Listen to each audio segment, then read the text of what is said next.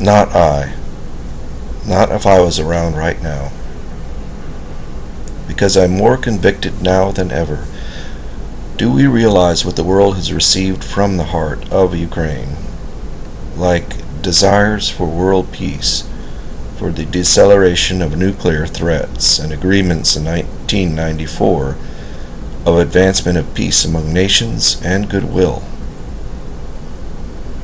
And nations have become either forgetful or thinking it of no consequence to break down prior agreements and pass them by easily, for want of our own peace and freedom from nuclear threat. The very thing this beautiful Ukraine laid down for us in the world within the past. Oh, this people and country of free Ukraine deserves every ounce of good help it gets, if still possible.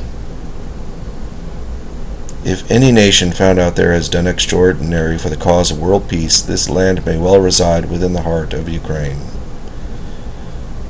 For that reason of a truly memorable gesture toward peace among nations, for that gem of a people in history within Ukraine, the world can face danger, even to the fullest, at least once in the world's existence. Maybe the mind of the listener has trouble grasping. Let's view this from a different angle. Picture something extraordinary like having a child come up to you and give you that last loaf of bread he or she has, and you're in need of the relief from hunger. Let's say from the hunger for a country free of threats across the ocean, the satisfaction of getting by in peace with worry-free living. And the poor child shared and gave everything so you could have this peace. Later on in life, the child's existence happens to be threatened, but you cannot intervene because your peaceful society that was blessed or allowed to have peace for so long has become a necessity for you now at every cost. You cannot face the threat of having this way of life disrupted, especially since it may mean your country's death or the destruction of nations around you.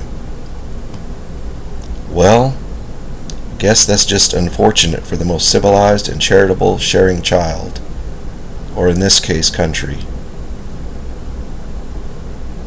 It's more convenient to just back off and hope, maybe even wish that the agreements of the past would fade from the memory of people or history. But God above knows. God above knows. And perhaps it is in him that at least one of these nations, or more among the many, should place at least a small bit of hope.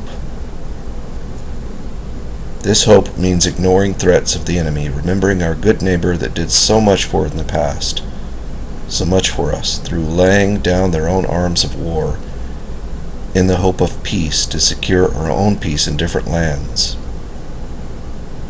What they gave, what they sacrificed, what they gave up for world peace. Again, recall what Ukraine did in the past.